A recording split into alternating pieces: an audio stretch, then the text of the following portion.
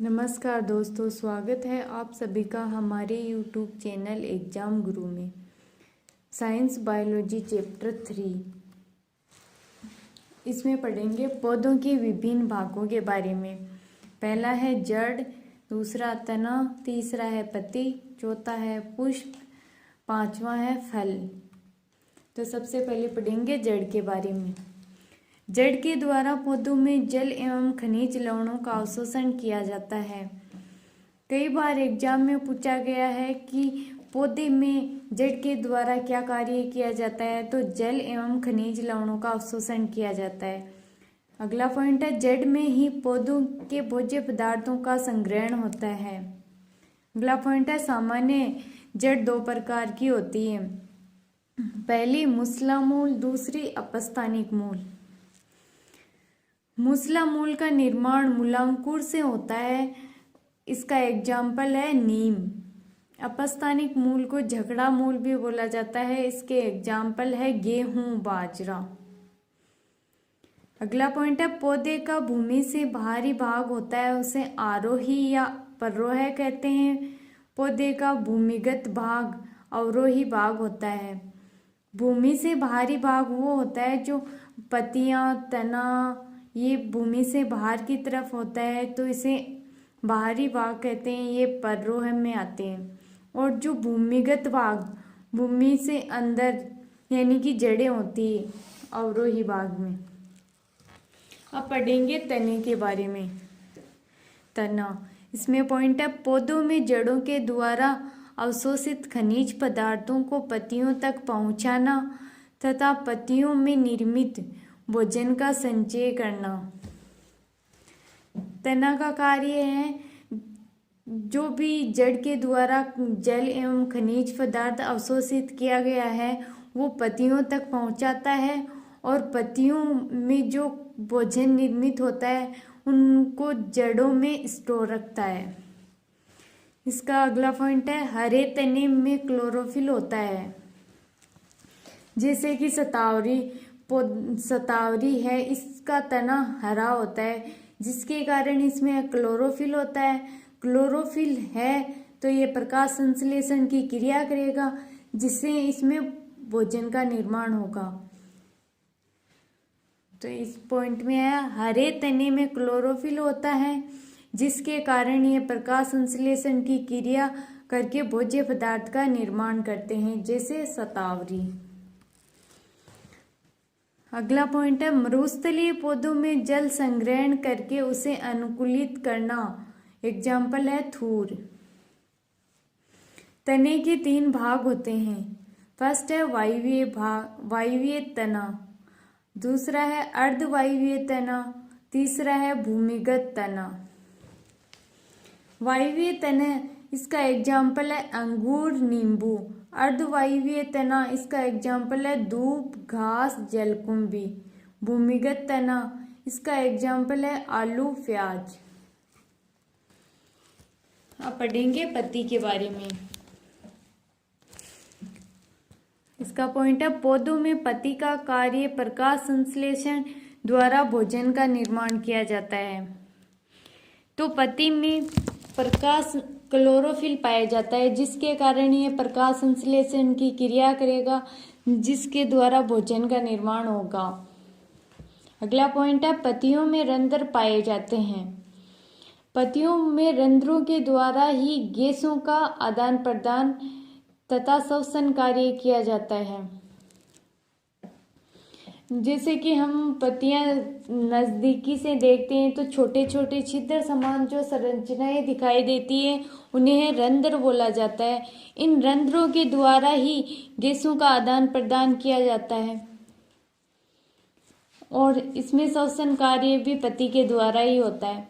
इसका अगला पॉइंट है पत्तियों में जल की बूंदों का निर्माण पत्तियों में होने वाली वाष्पोत्सर्जन की क्रिया द्वारा होता है।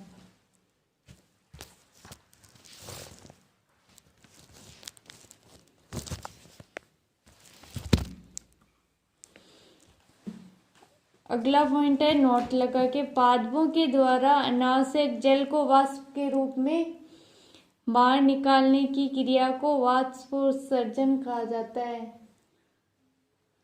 अगला पॉइंट है पत्तियों को खाद्य फैक्ट्री कहा जाता है।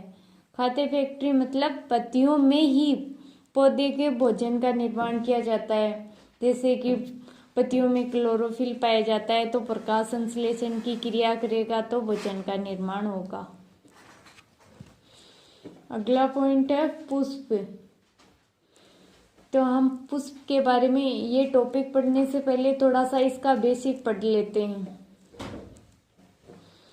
पौधे के जिस वृंत के द्वारा पुष्प लगा होता है उसे पुष्प वृंत कहते हैं। जिस भी पादप में ये वृंत नहीं होता है उसे अवृंत यानी और जिस पौधे के ये पुष्प के वृंत लगा होता है उसे सवृंत पुष्प बोला जाता है। पुष्प के ऊपरी भाग में फूली हुई जो संरचना पाई जाती है उसे पुष्पासन कहा जाता है। पुष्प के 4 भाग होते हैं, एक बाह्य दलपुंज, एक दलपुंज, एक पुंकेसर, स्त्रीकेसर। बाह्य दलपुंज हरे रंग का होता है और दलपुंज रंगीन होता है, जैसे कि किसी भी कलर का हो सकता है। पुंकेसर नर जनन अंग को पुंकेसर बोला जाता है। तो इसमें पॉइंट है पौधे के इस भाग में जनन होता है, यानी कि पुष्प भाग में जनन होता है। पौधे के नर जननांग को पुमंग कहा जाता है। पुष्प में एक से अधिक पुंकेसर में परागकण पाए जाते हैं। पौधे की मादा जननांग को जायांग कहा जाता है, इसे स्त्रीकेसर भी कहा जाता है। जायांग स्त्रीकेसर के भाग, पहला है वर्तिकाग्र, दूसरा है वर्तिका, तीसरा है अंडाशय। अब पुमंग यानी कि पुंकेसर के भाग, पहला है प्राकोष, दूसरा है योजी, तीसरा है पुतंतु। अगला टॉपिक है परागण। परागकणों का परागकोश से निकलकर वर्तिकाग्र पर पहुंचने की क्रिया को परागण कहते हैं। परागकोश पुंकेसर का भाग होता है और वर्तिकाग्र स्त्रीकेसर का भाग होता है। तो परागकोश से परागकण निकलकर वर्तिकाग्र पर पहुंचने की क्रिया को परागण कहते हैं। ये 2 प्रकार का होता है, परागण 2 प्रकार का होता है। फर्स्ट है पर परागण, सेकंड है स्वपरागण। तो पहले पढ़ेंगे पर परागण के बारे में। किसी पुष्प का परागकण उड़कर किसी दूसरे पौधे के पुष्प पर गिरता है तो उसे पर परागण कहते हैं। यानी कि किसी दूसरे पौधे के नर भाग के परागकोश से परागकण निकलकर दूसरे पौधे के पुष्प के स्त्रीकेसर वर्तिकाग्र भाग पर परागकण गिरते हैं, उसे पर परागण बोला जाता है। एग्जाम्पल है गुलाब। अगला पॉइंट है पर परागण 2 प्रकार के होते हैं। फर्स्ट है अजैविक, सेकंड है जैविक साधन द्वारा। अजैविक में है वायु परागण, यानी कि उड़कर, यानी कि हवा से उड़कर दूसरे पुष्प के पर गिर जाते हैं तो वायु परागण। और दूसरा है जल परागण, यानी कि जल में पौधे होते हैं, उसके एक पौधे से दूसरे पौधे पर जाकर परागण गिरते हैं तो वो जल परागण होता है। सेकंड जैविक साधन, इसमें कीट द्वारा, यानी कि कोई कीट एक पौधे के पुष्प पर बैठकर दूसरे पौधे के पुष्प पर बैठता है तो इसके द्वारा, वो पक्षियों के द्वारा भी इसी प्रकार से होता है और चमगादड़ से भी। अगला है स्वपरागण। परागण की क्रिया किसी पुष्प के परागकोश में परागण निकलकर उसी पौधे के उसी पुष्प पर या उसी पौधे के अन्य पुष्प पर गिरता है तो वो स्वपरागण होता है। एग्जाम्पल मटर, टमाटर। ये दो प्रकार का होता है। स्वयुग्मन, तो स्वयुग्मन वह होता है जिसमें एक ही पुष्प में उसी नर भाग से परागकण निकलकर उसी पुष्प के स्त्री केसर वर्तिकाग्र भाग पर परागकण गिरते हैं, तो वह स्वयुग्मन होता है। दूसरा है सजात पुष्पी परागण, तो इसमें एक ही पौधे के एक पुष्प के नर भाग से परागकण निकलकर दूसरे पुष्प के वर्तिकाग्र भाग पर गिरते हैं, तो वह सजात पुष्पी परागण कहलाते हैं। अगला पॉइंट है फल। इसमें है पौधे में फल का निर्माण अंडाशय में होता है। अगला पॉइंट है फल को परिपक्व अंडाशय भी कहा जाता है। अगला पॉइंट है निषेचन के आधार पर फल 3 प्रकार के होते हैं। फर्स्ट असत्य फल, सेकंड सत्य फल, तीसरा अनिषेक फल। तो पहले पढ़ेंगे असत्य और सत्य निषेक फल के बारे में। तो असत्य फल में अंडाशय के अतिरिक्त पुष्प के अन्य भाग फल बनाने में भाग लेते हैं, यानी कि इसमें अंडाशय भाग नहीं लेता।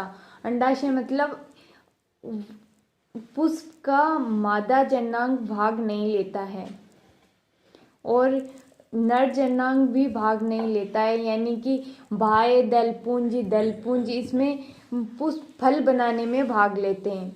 ऐसे फल को असत्य या आभासी फल भी कहते हैं।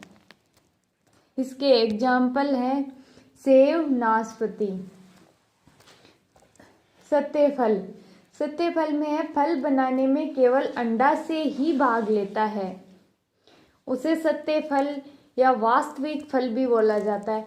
अंडाशय मतलब इसमें पुष्प का नर जननांग भाग और मादा जननांग भाग में परागकण निकलकर मादा जननांग के वर्तिकाग्र पर गिरता है और वर्तिकाग्र से इसमें फल का निर्माण होता है, तो वो सत्य फल होता है। इसका एग्जाम्पल है आम। अब अनिषेक फल, अनिषेक जनन के द्वारा बनने वाले फलों में बीज का निर्माण नहीं होता है, जैसे अंगूर और केला। और इसका सेकंड भाग है निर्माण के आधार पर 3 प्रकार के होते हैं। पहला है सरल फल, दूसरा है समूह फल, तीसरा है सग्रंथि फल।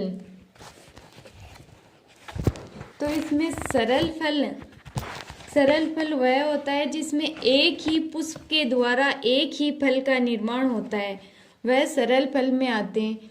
इसका एग्जाम्पल है अमरूद। और दूसरा है समूह फल। तो समूह फल में एक ही फूल से कई फल का निर्माण होता है, जैसे रसभरी, इसका एग्जाम्पल है रसभरी। और तीसरा है सग्रंथिल, इसमें है एक ही फल से अनेक फलों का निर्माण, जैसे स्ट्रॉबेरी।